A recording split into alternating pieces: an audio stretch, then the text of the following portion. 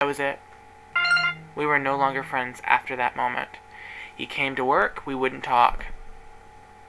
The last time I saw him was, we were sitting at the front desk, and he goes, "I'm sick, I need to go home." So I said, "Well, if you feel that way, you can go home sick. Whatever, that's your choice, go home sick." Last time I talked to him, I knew he was getting another job, but I didn't know that he was going to leave us. So that was the end of our friendship there. That was the hardest, I think that was the hardest couple weeks for me. To see him but not be able to speak to him, and I was so sad. I could not stop crying. I cried myself to sleep, people, over this person that I loved and thought that they loved me and that I thought everything was going to be better, and it didn't. And so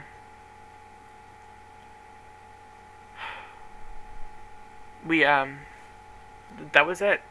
And that week, the week after that, I started having to work shifts with this girl at the office named Jennifer, and she and I always bumped heads, so we never got along, and there was a long discussion between, I was training David and Jennifer kept interfering, and I ended up having to go over my head and going to my grandmother, who was the owner of the company, and tell her that if she doesn't do something about it, I'm going to do something about it. It's not going to be pretty.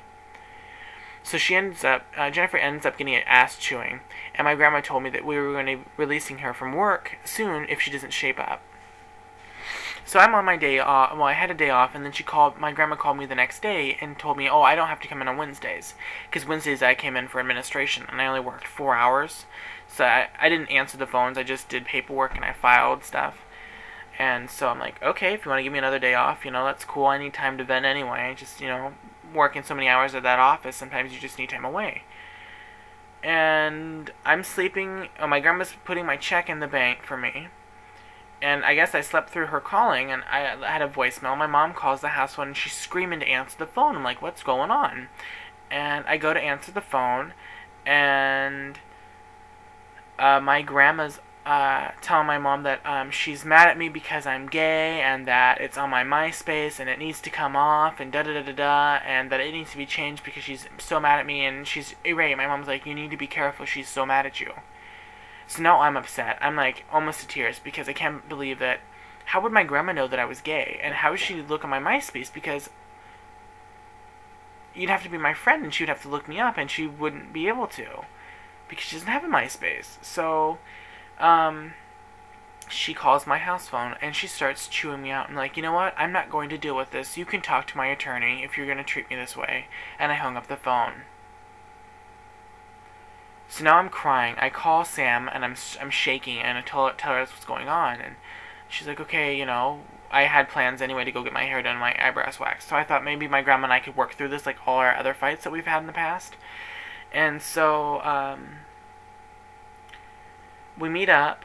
No, we go to the salon, and they're doing my eyebrows, and I thought, okay, now I'm calm after they're done waxing, I'm just gonna call her. No. She chewed me upside and down, and I would not let her back. I was not going to be treated like trash. Yeah, I'm gay. Who cares? But you don't treat me any differently than any other person. And she's like, oh, I have the voice recording. Why don't we just listen to it? Because it's just the best recording of all time. Just 1 second. I just could not believe my grandma would call and leave this kind of a voice message. So I knew this was about being gay because of how she said it to me. If you listen to it, she says, it's not appropriate for you. I'm thinking, well, please enter your password. What's that about? Oh my gosh, my phone froze. Sorry, somebody's text messaging as I'm calling my voicemail, so it froze the phone. Please enter your password. The following message will be deleted from your mailbox. Your message from 253241180. Oh, this is from David when I went and slept over at Guy's house. 3rd, 2007 at 10:57 p.m. Why is your phone off? Turn your phone on.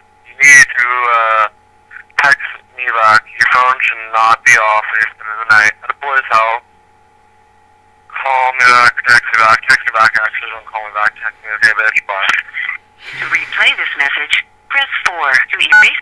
Resave. You have 3 saved messages. First saved message sent December 3rd, 2007 at 10:57 p.m. Why is your phone off? Turn your phone on. Resave. Next message sent Find the Wednesday, message. January 16th Here it is. at 11:01 a.m. This is Jane Train at Pro Answering Service. I want everything associated with Pro Answering Service off your website now, right this minute. FMG has gotten in touch with me, and we want no right to have them on our website at all. And especially, you get it off there immediately. I'm at risk right now, and I'm in trouble. And if you want a job, you better do what I tell you right now. Thank you. Job's at risk too. Resave. Next Okay, so when she says, especially you, what does that mean to you? There's only one thing. My title as a house supervisor was never officially given to me. I was considered a operator, but I had house supervisor privileges. So the only thing I can take it as she's seen I was gay on my MySpace, and my occupation of where I worked was on there. So she's making up a fake story saying that a major company that we work with told her that they're not happy because I put the name of my occupation and the initials of the company that I was working with, which it would be the answering service with the initials of FMG, which stands for something, but I'm not going to say what it is. And so she said that they were so mad. Well, FMG could stand for anything. Fragile, whatever. I mean, anything. And she's freaking out.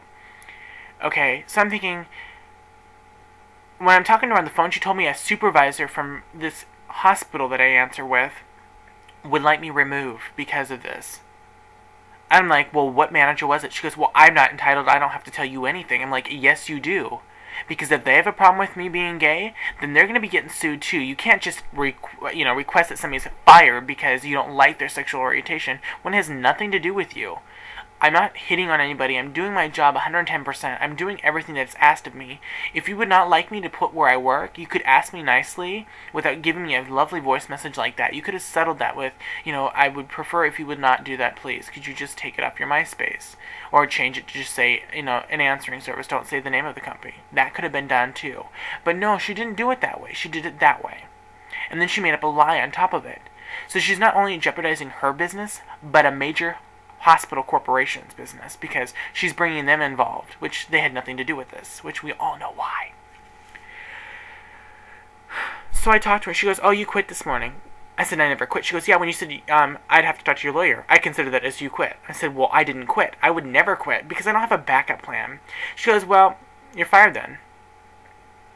What?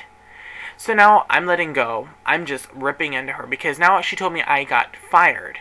So now I'm pissed. I'm like letting her have it. Like, you're the most, you say you're so religious, but you say you preach one thing and say another. You're full of lies. You lie. And she's like, excuse me? I'm like, yeah, excuse you. You should take a look in the mirror. You're lying to me. This will be settled in court. I get off the phone. That was the end of the phone conversation.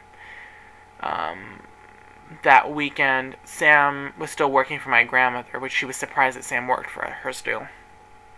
And I went to Port Angeles for the weekend because I had to get my mind off everything because it's too much to handle.